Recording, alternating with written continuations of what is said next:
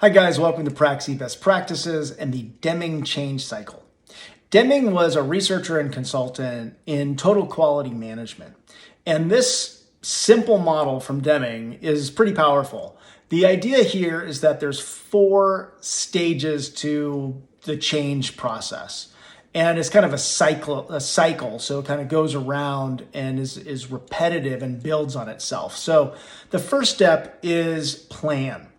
And what plan basically means is you define the goal of your change and kind of what you're going to initially do. And I say initially because do involves taking some steps to make change, the changes that you think are important to achieve your goal.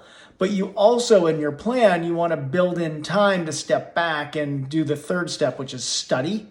Study basically means you look at what you did and you learn from it. You see what assumptions you had that might have been faulty, and you modify your plan so that then the last phase is what's called act.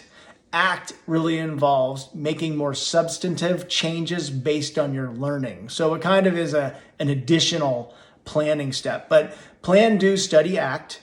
So you're essentially moving through that cycle as many times as you need to. So after you act, you will also learn from that, and you can create a different plan, and your plan gets more robust and clear as you move through that cycle. Those cycles can last a few days or a few weeks or even a few months, depending on what you're trying to do. But the idea is that you've built in a process for learning and for making change and for recalibrating. It's essentially really an agile approach to change management.